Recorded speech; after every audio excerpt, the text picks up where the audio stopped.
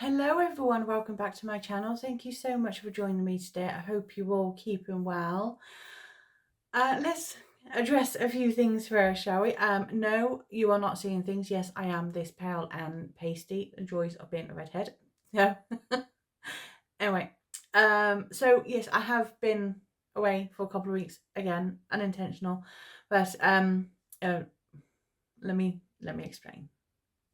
So, firstly, a close friend of ours celebrated a big birthday and she didn't want a party. So I arranged a surprise birthday meal for her with all of her friends, which was lovely because I was being a surprise. She didn't have a clue, but this is the woman who can suss things out. And so for her not to have a clue was really, really good. So that was really enjoyable. And then a few days before that, myself and my husband was told that a friend of ours suddenly passed away. So even though she had been struggling with her health for a little while, but she was actually doing really well. And so, yeah, it was a real mixture of emotions, a real roller coaster, as it were. Because in 1 minute we're celebrating, we're happy and celebrating our friend's birthday and just, yeah. And then in another way, you're sad and grieving because you've lost a friend. So, yeah, so we've just been spending time with, well, both of our friends, really. Our friend who had the big birthday, but then also with her friend who sadly passed, with her, spending time with her family and helping out just where we can, really. So yeah, it's just been a real mixture and not so very nice in some ways. But yeah, so that's where I've been. And as much as I do love doing these videos, don't get me wrong, I really, really do love doing these videos. And I love talking to all of you guys, and you have been so supportive and just so bloody wonderful. And I don't know, so let's just say sometimes things happen and you just need to step away. So yes, anyway, enough of that, shall we? So the last video I did was our part 1 of King John, but for this week is not going to be King John. Today is all about Isabella, Countess of Gloucester, King John's first wife. So let's get into it.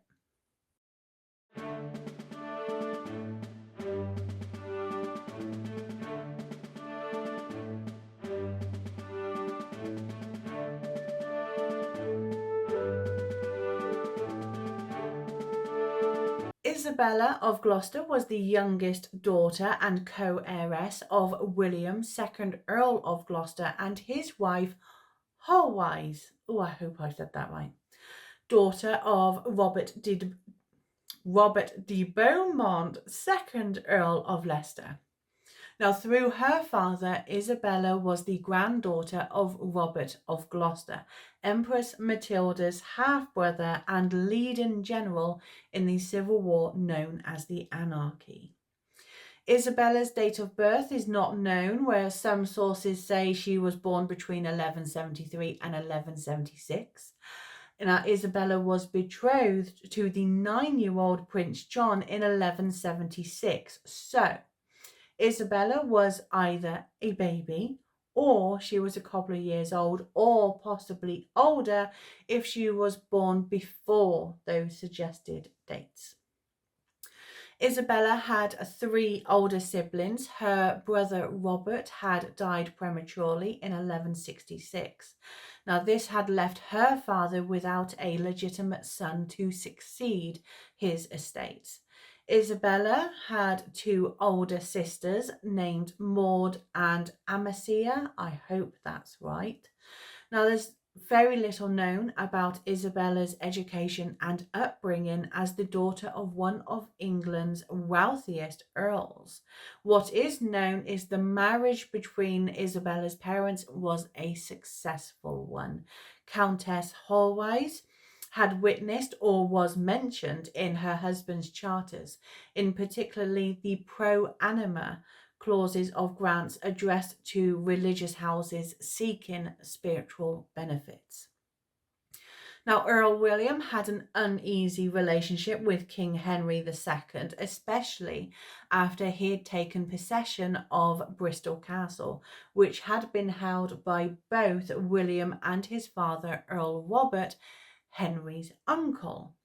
William had remained loyal to Henry during his son's rebellion in 1173 to 1174 and had later made the arrangements for Isabella to marry Henry's youngest son, John. William, though, was suspected of disloyalty in 1183 and was arrested. William was still in royal captive when he died on the 23rd of November that same year.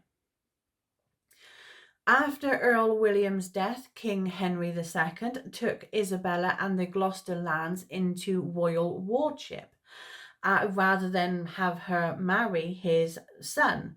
So in the Pipe Rolls, which was a form of exchequer records, suggested that Henry was enjoying the revenues of the earldom himself, and it wouldn't be until after Henry's death and the succession of King Richard I in 1189 that John and Isabella were finally married.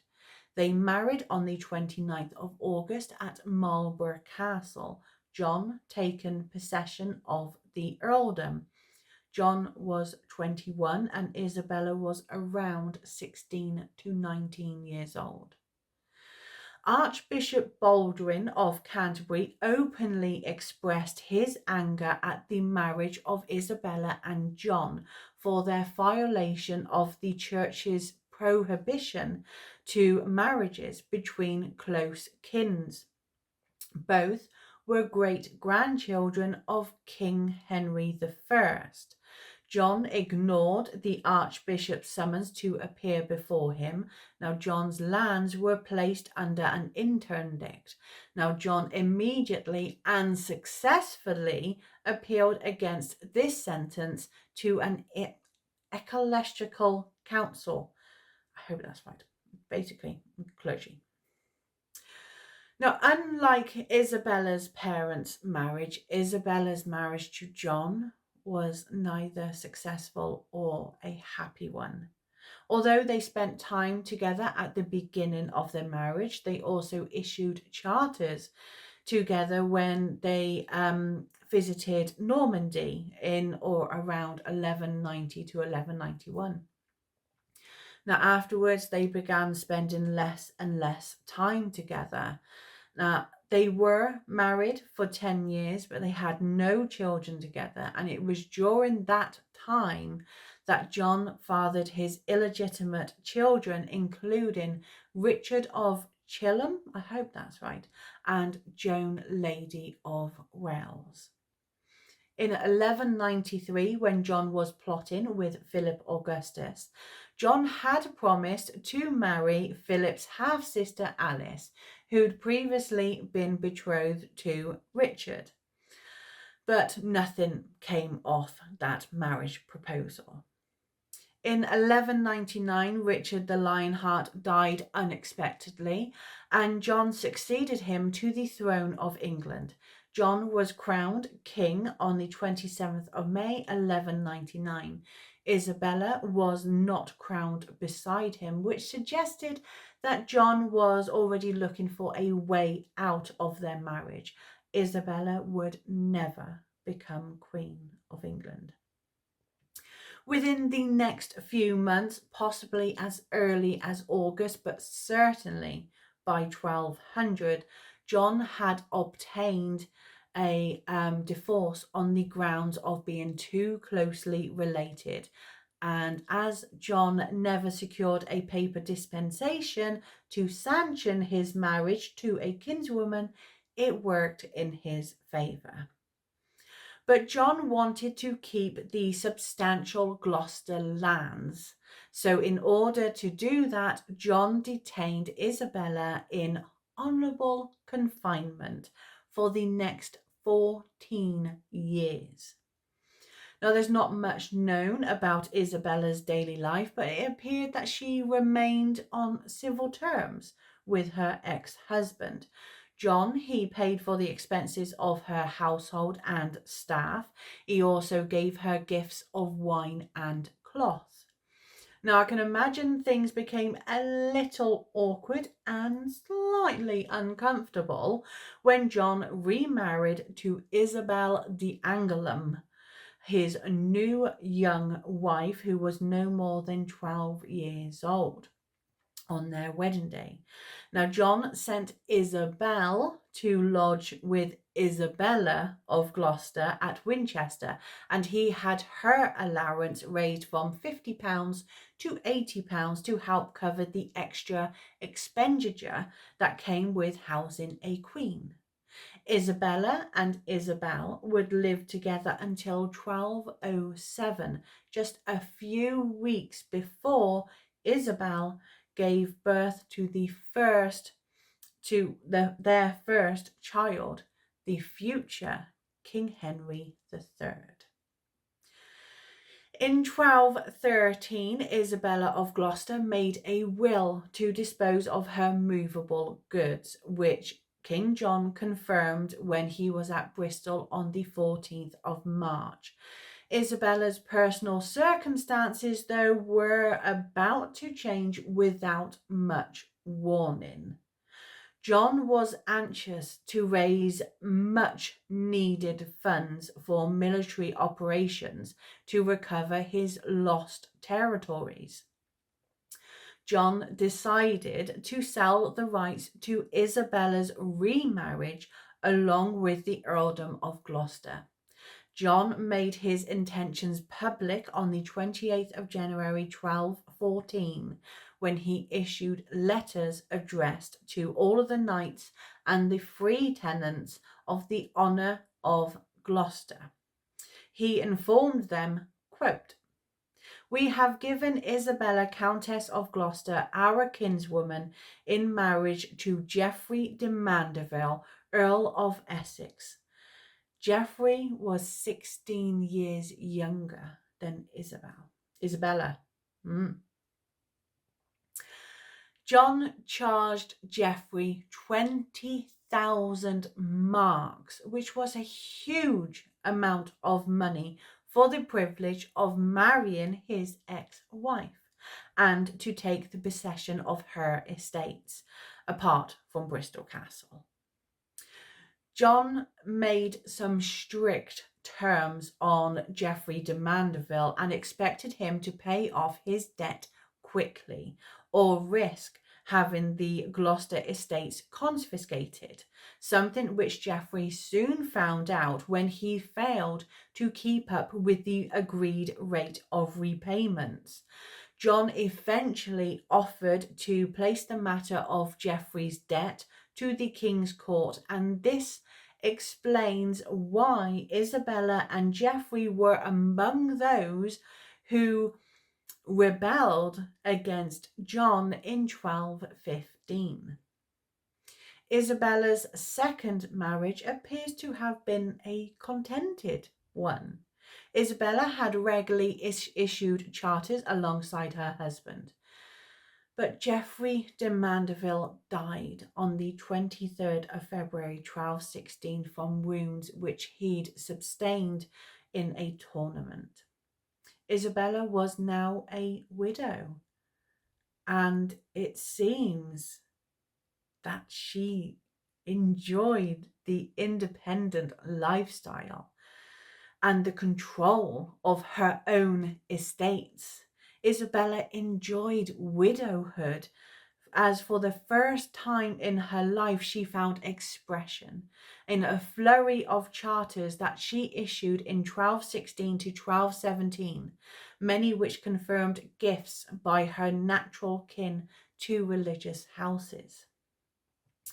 But Isabella's wealth and the size of her lands soon proved too tempting to potential suitors, especially when the civil war over the Magna Carta drew to a close. In England, Hubert de Burgh was a leading figure of government to the now a new boy king Henry III. Hubert was awarded the possession of Isabella's estates in August 1217. Isabella was to marry for the third time, but unfortunately, Isabella didn't have any opportunity to experience life with her new husband, as Isabella died shortly after their new marriage celebrations on the 14th of October 1217, almost a year after the death of her first husband, King John. Isabella was buried at Canterbury Cathedral. Shortly before her death, Isabella made a grant to the monks of Canterbury of £10 of her land in the manor of Petersfield, Hampshire. Hubert was witness along with other members of his household. Hubert would eventually be created Earl of Kent. Now there's a seal that Isabella used that survives, and it gives us a visual representation of Isabella. The seal is what she used to authenticate documents. And on the seal, Isabella was depicted as standing and wearing a long flowing robe bound at the wrists. And Isabella is shown facing forwards with a fleur-de-lis or a flower in her right hand and a bird in her left. Isabella continued to style herself as Isabella, Countess of Gloucester and Mortain, just as she had during her marriage to King John. And there is Isabella's story. I could have waited until telling all of King John, but I thought she deserved to have her story told sooner. So there we are. I hope you enjoyed today's video. Please do subscribe and hit that notification bell and like and share and all the good stuff, and just keep being bloody wonderful, because that's what you all are, and don't let anyone tell you any different. So there is that, and just live each day as it comes. Tell your loved ones you love them, because tomorrow is not for certain. And until the next video, take care of yourselves. See you all soon.